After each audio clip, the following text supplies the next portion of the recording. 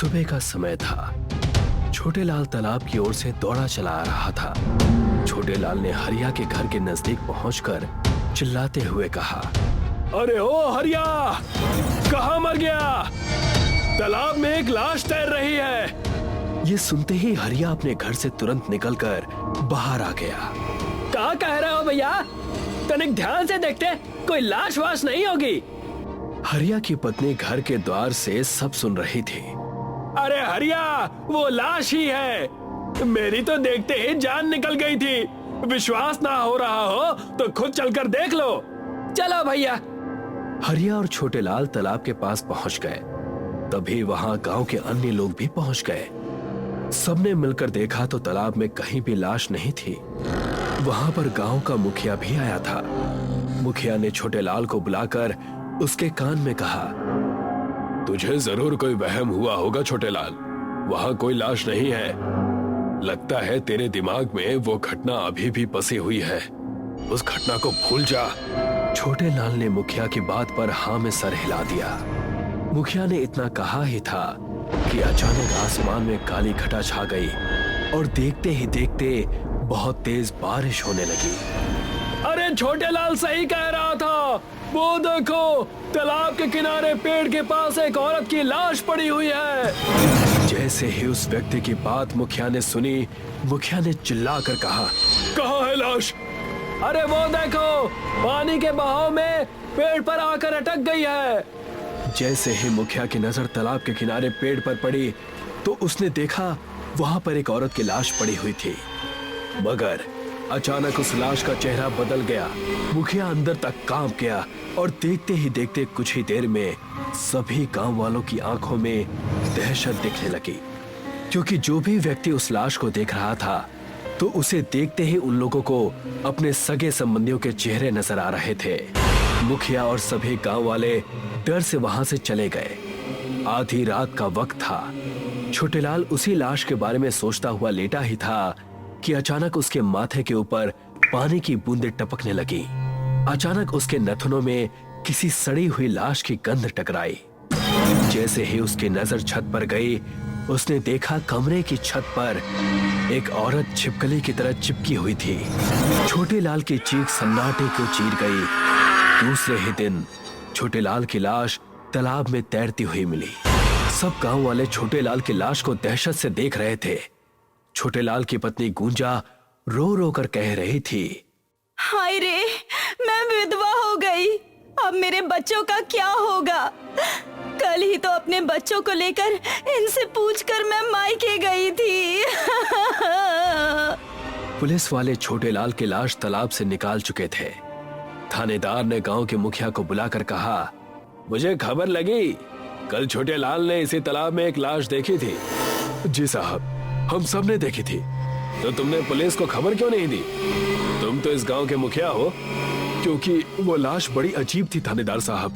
जो भी उस लाश को देख रहा था उसे उसमें अपने सगे संबंधी नजर आ रहे थे। बकवास मत करो। छोटे लाल की लाश को देखकर ऐसा लगता है जैसे कि इसको मारा कहीं और गया है और मारकर इसकी लाश तालाब में फेंक दी गई है। इसकी फटी हुई आंखें बता रही हैं कि इसने मरने से पहले कोई बहुत खौफनाक और नाकाबिले यकीन मंजर देखा हो। सब गांव वाले डर कर अपने घर की ओर चले गए। दूसरे दिन फिर उसी तालाब में गांव के एक और व्यक्ति की लाश मिली और उसकी भी आंखें फटी हुई थी। धीरे धीरे करके आए दिन रोज गांव के किसी ना किसी युवक की लाशें गांव के तालाब में मिलने लगी। पूरे गांव में दहशत का माहौल छा गया। मुखिया इन सब घटनाओं से बहुत डरा हुआ था। अचानक रात के वक्त उसके घर का किसी ने दरवाजा खटखटाया। मुखिया ने दरवाजा खोल दिया। सामने हरिया खड़ा हुआ था। हरिया, इतनी रात को यहाँ कैसे? डर लग रहा था मुझे मुखिया जी। मैंने भी अपना परिवार दूसरे गांव भेज दिया है। मेरी समझ में नहीं आ रहा है कि गांव के लोगों की हत्या कर कौन रहा है, और जितने लोगों की हत्याएं हुई हैं वो सब मर्द थे। हत्याएं उसी दिन से हो रही हैं मुखिया जी, जिस दिन से मुझे तो लग रहा है कि ये सब वही कर रही है। बकवास मत कर हरिया, इससे आगे कुछ मत बोलना। गांव वालों ने कल एक तांत्रिक बाबा को भी बुलाया है। क्या आज रात मैं आपके घर पर सो जाऊं? ठीक है, मैंने भी अपनी पत्नी और बच्चों को गांव से बाहर भेज दिया है और मैं भी घर पर अकेला ही हूँ। हरिया और मुखिया चारपाई बिछाकर आंगन में लेट गए, मगर उनकी आंखों से नींद कोसों दूर थी। अचानक मुखिया के सर पर ऊपर से पानी की बूंदें टपकने लगी। मुखिया उठ गया और उसने हरिया की ओर देखकर कहा, हरिया, ये पानी कहाँ से आ रहा है? पानी तो मेरे ऊपर भी बहुत देर से टपक रहा है मुखिया जी, पर मैंने डर की वजह से आपको नहीं बताया। कि अचानक उन दोनों के नथनों में बदबू टकराई। दोनों की निगाह सामने आंगन की दीवार की ओर पड़ी। उनके सामने एक बेहद खौफनाक चेहरे वाली औरत खड़ी थी। उस औरत का चेहरा सड़ चुका था और उसके शरीर पर से पानी की बूंदें टपक रही थी। ऐसा लग रहा था जैसे कि वो अभी अभी तालाब से उठकर आई हो। उसकी आंखें आग की तरह लाल थी। मुखिया और हरिया को देखकर यकीन नहीं हुआ। तुम ये कैसे हो सकता है? तभी वो औरत वहशी तरीके से हंसने लगी और उसके गर्दन उसके शरीर से उखाड़ दी। ये देखकर हरिया की चीख निकल गई। अचानक उस औरत ने हरिया के साथ भी वही किया जो उसने मुखिया के साथ किया था। दूसरे दिन मुखिया और हरिया की लाश गांव के तालाब में मिली। मुखिया और हरिया का धड़ तालाब में मिला था और उनका सर तालाब के पेड़ पर लटक रहा था। हरिया और मुखिया की लाश को देखकर सभी गांव वाले कांप गए। तभी गांव में वो तांत्रिक आ गया। गांव का एक व्यक्ति तांत्रिक से बोला, साधु महाराज, आए दिन हमारे गांव के लोगों की लाशें तालाब में मिल रही हैं और आज तो हमारे गांव का मुखिया भी मारा गया। तुम चिंता मत करो, मैं देखता हूँ। तांत्रिक अपनी आंखें बंद करके मंत्र पढ़ने लगा। देखते ही देखते आसमान में काली घटा छा गई।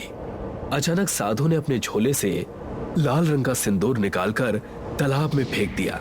जैसे ही सिंदूर तालाब में गिरा, अचानक तालाब के अंदर से एक भयानक चेहरे वाली औरत निकलकर सामने आ गई। सभी गांव वालों के डर से रोंगटे खड़े हो गए। कौन है तू?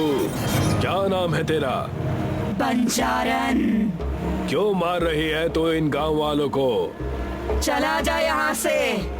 मैं तुझे क्यों बताऊं? सीधी तरह से बता, इन लोगों ने तेरा क्या बिगाड़ा था? मैं एक बंजारन थी और इसी गांव में रहती थी।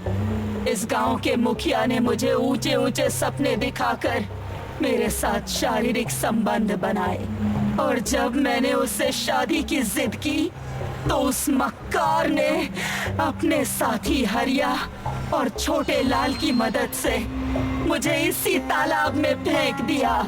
तेरा बदला पूरा हो गया, अब चले जा यहाँ से।